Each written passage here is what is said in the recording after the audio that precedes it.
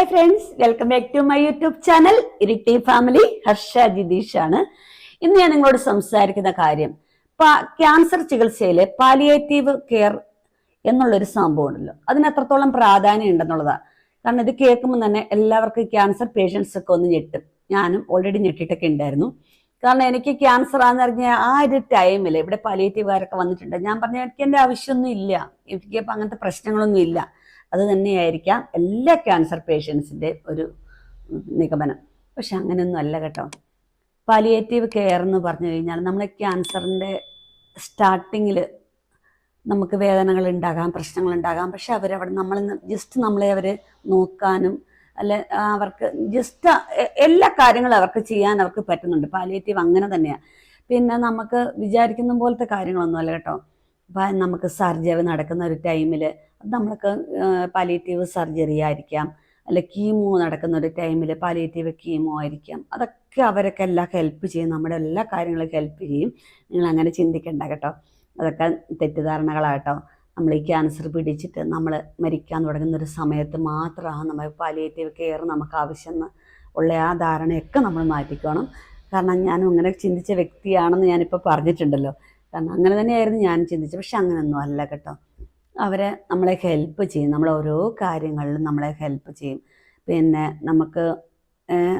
നമുക്ക് ട്രീറ്റ്മെൻറ്റ് ടൈമിൽ ഓൾറെഡി നമുക്ക് കീമോയുടെ ഒരു സമയത്ത് പിന്നെ പാലിയേറ്റീവുകാർ അവർ വരും. കീമോ കഴിഞ്ഞ് നമ്മൾ വീട്ടിൽ വരുന്ന ഒരു സമയത്ത് പാലിയേറ്റീവുകാർ അവർ വന്നിട്ട് നമ്മുടെ ഓരോ കാര്യങ്ങൾ അവർ നമുക്ക് പറഞ്ഞു തരും, അല്ലെങ്കിൽ നമ്മുടെ ബുദ്ധിമുട്ടുകൾ അവർ പറയുന്നിടത്ത് അവർ ഹെൽപ്പ് ചെയ്യും. അതൊക്കെ നമ്മുടെ ഏറ്റവും നല്ല സഹായമാണ് കേട്ടോ. നമ്മളൊക്കെ അത് ഉൾക്കൊള്ളണം. അല്ലാതെ നമ്മൾ ക്യാൻസർ പിടിച്ചു അല്ല ആരോടും പറയണ്ട. ഒത്തിരി ആൾക്കാരുണ്ട് കേട്ടോ. ഞാനിപ്പം ഒത്തിരി ആൾക്കാരോട് സംസാരിക്കുന്നിടത്ത് എനിക്ക് ക്യാൻസർ ഉണ്ടെന്ന് ഞാൻ ലോകത്തോട് വിളിച്ച് പറഞ്ഞൊരു വ്യക്തിയാണ് ഞാൻ. പക്ഷെ ഒത്തിരി ആൾക്കാർ അങ്ങനെയല്ല കേട്ടോ. എല്ലാവരും അങ്ങനെയൊന്നുമല്ല. അവരെ ഈ രോഗം ഒളിച്ചു പിടിക്കാൻ ലോകം എന്ത് കാണും, അല്ല നമുക്ക് മക്കൾക്ക് ഇത് പ്രശ്നം വരുമോ, അല്ലെ എല്ലാം നമ്മുടെ സമൂഹം നമ്മളെ എങ്ങനെ കാണുന്നു, അതൊന്നും വിചാരിക്കേണ്ട ആവശ്യമില്ല.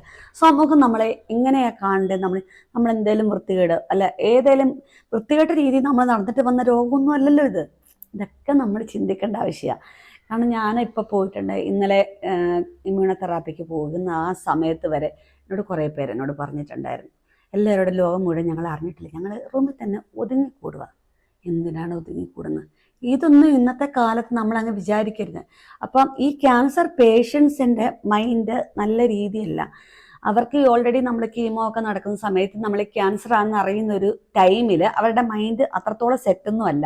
പക്ഷെ ഇതൊക്കെ നമ്മൾ കൂടെ നിൽക്കുന്ന ഒരു ആൾക്കാർ പറഞ്ഞു കൊടുക്കണം, ഇതൊന്നും ഇങ്ങനെയല്ല, ഇങ്ങനെയാണ്.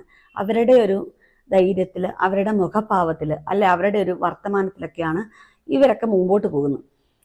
അതുകൊണ്ട് ഞാൻ പാലിയേറ്റീവിൻ്റെ കാര്യങ്ങൾ കുറച്ചുകൂടെ പറയട്ടെ. പാലിയേറ്റീവ് ആണെങ്കിൽ ഓൾറെഡി നമുക്ക് സർജറി നടക്കുന്നിടത്താണെങ്കിലും സർജറി പാലിയേറ്റീവ്, അതായത് അവർ ഹെൽപ്പ് ചെയ്യും. കീമോ നടക്കുന്നിടത്താണെങ്കിലും പാലിയേറ്റീവ് ഹെൽപ്പ് ചെയ്യും. പിന്നെ വേറെ കാര്യങ്ങളുണ്ട് കേട്ടോ.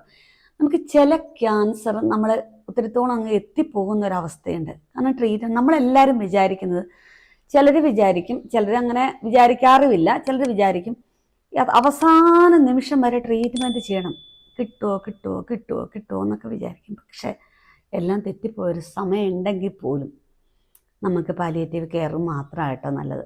അവിടെ നമുക്ക് വേറെ വലിയ ട്രീറ്റ്മെൻറ്റിൻ്റെ കാര്യങ്ങളൊന്നുമില്ല. പാലിയേറ്റീവ് കെയർ നമുക്ക് ശരിക്കും നമുക്ക് സപ്പോർട്ടാണ്. അപ്പം അങ്ങനെയും കൂടെ ചിന്തിക്കേണ്ട ഒരാവശ്യമുണ്ട് കേട്ടോ.